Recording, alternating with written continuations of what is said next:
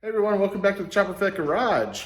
I got nominated by FletchDyna for a video challenge called Why I Wear What I Wear When I Ride My Motorcycle.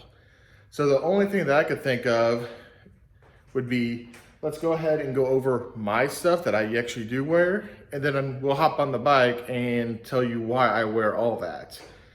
This is a challenge video, so I do have to nominate 2 other people to, I guess, kind of put out the same type of video. So I am nominating Deluxe Chimp and Blackphoenix Entertainment for my 2 nominations. So I'll put their channel links in the link below. They have no idea this is coming. So let's get to the video. I'll roll that intro and then we'll get to everything that I wear. Roll it.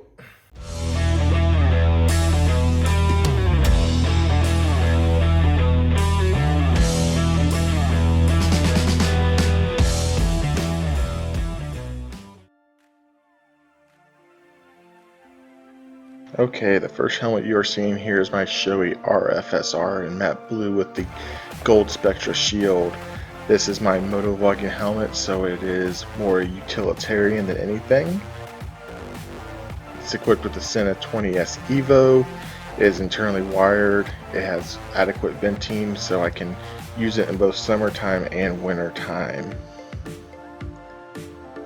As you can see by the shape of this helmet, it is more meant for upright riders, and this is a very good entry-level Shoei helmet. The next helmet here is a Biltwell lane splitter. This is a great entry line helmet for the price point that it comes in at. You'll see me riding around Kansas City on Red Friday and football Sundays when I'm in the mood for it, I guess you could say. So that's what this helmet does for. It'll never be a moto vlogging helmet. I feel it's too windy and it's not quite the quality I need for adequate sound. Last you'll see here is my Shoei GT Air, again with another gold visor on it. This is the helmet that I will put on when I just want to go and relax and have a very nice and quiet ride. It's amazing the difference between this and the RFSR in terms of that noise from the wind. I would love to get a Shoei GT Air 2 to eventually replace this one, but we'll have to see how that ends up going. Next up are my Street and Steel boots. These were the initial boots I bought when I first started riding, and they have held up amazingly well. They do have some CE armor inside of them, so I know my ankles are going to be protected if I was to go down. I did actually slide on the bike at one point in time with some other shoes on, and my ankle was swollen for many weeks. So I have multiple jackets that I'll wear. The first one here is my Harley-Davidson mesh jacket. Again, like the boots, it is also going to be lined with that CE armor. Now again, the mesh isn't going to be very protective if I was to go into a slide, but it is better than having just a regular t-shirt on. The CE armor will protect the bones and the shoulders should I go down. And they are also interchangeable into my wintertime jacket as seen here. This is a much heavier, thicker jacket from Harley-Davidson. I do like this jacket. It does have some venting on the sides that you can open up, and this is the perfect wintertime jacket for anything about 40 degrees or colder. Just start layering up and top it off with this. On top of a lot of my jackets you'll see in my motor vlogs is some sort of flannel. It's always going to be most likely a Dixon flannel. There are other companies out there that make quality flannels, but Dixon just seems to be my cup of tea right now, the flavor of the week you could say. If you want to put one of these over on top of your protective gear, I do recommend ordering a size or 2 larger than you normally would, but what I like about it is you can put that on and it doesn't even look like you're wearing protective gear. You're wearing just like a cool looking flannel basically. Lastly here we have my gloves. These are my winter gloves that you're seeing right here. They are Gauntlet, so they go over the cuffs and they will block out all the wind coming up and under the jacket. The other pair here is my summer riding gloves. Again, I went with Harley-Davidson just because they're local. I could try them on, make it really easy. The gauntlets do have some thick lining on the inside. The mesh ones have some padding on the other side to protect from slides should you go down. Both are very comfortable and very easy on the grips. So These are what I've been using to ride, and let's get to a real life ride now. Let's go for a little ride. The title of this video is why I wear what I wear when I ride my motorcycle.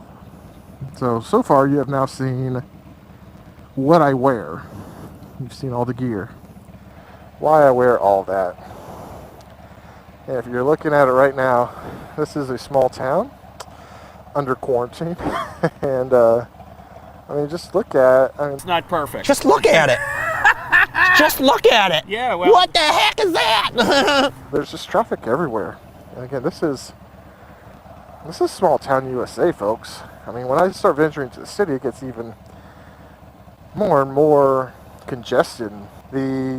Whenever I get on a motorcycle, you know, there's always that fear of getting hit, going down, and being drastically hurt or something along those lines. I think if you ride without that fear, either one, you got more balls than I do, or two, I just don't understand how you can't. Anytime you hop onto your motorcycle, you are putting 3 to 5 gallons of flammable fuel between your legs, followed by a combustion motor pushing that fuel through to giving you power that, even as a Harley-Davidson, is going to be quicker than most sports cars out there. Now, the newer sports cars are quick. Don't get me wrong, they're really quick.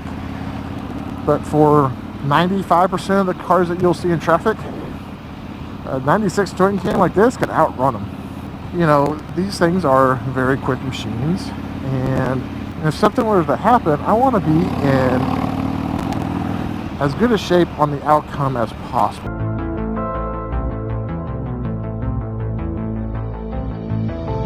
Well, what I mean by that is, if I go down, I don't want to necessarily have a 5-year recovery period before I can walk. Now, I am not wearing protective jeans, and that's probably not a good thing.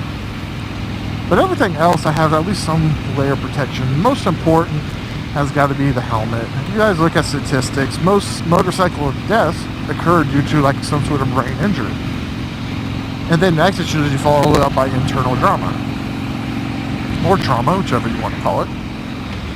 And with that, you know, that's where the other gear kind of comes into play. I got the padding in this jacket underneath the flannel does have at least a little bit of CE armor in it. My boots have CE armor in it. So at least I am taking 90% of the precautions I can take if I'm going to be out here riding. Eventually I'll go ahead and get a pair of those Kevlar line jeans with some CE armor in those as well. But until then, you know, I'm just going to go the speed limit, take it safe, be very attentive and alert. Because I don't want to end up another statistic. I don't want to end up in some obituary just because I was wearing shorts, tank top, flip-flops, riding like a buffoon, I guess. But no, that's the reason I wear all this is, you know, one, for my own personal health, but then two, I have a family to think about.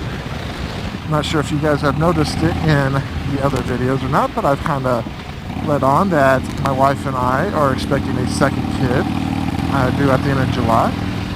And so I got to be there for them, guys. And I talked about this, like, should a motorcyclist who has parental responsibilities ride? And I think you got to. Both my wife and I ride. You know, I guess you don't have to ride, but it's not irresponsible if you're taking the proper precautions. And I've rode a couple times without all this on, just like around the block, and I'll tell you what, I don't feel comfortable, guys. It's not for me. And I know this is for some people. That's great. I am not going to judge you for it.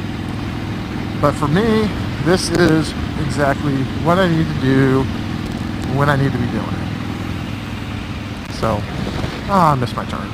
So with that being said, another short video here in this entry level of spring. I hope you guys enjoyed it. Make sure you give me a like or a subscribe, or both. Make sure you hit those bell icons as well. And I will catch you guys on the dark side, as it's the way. See ya!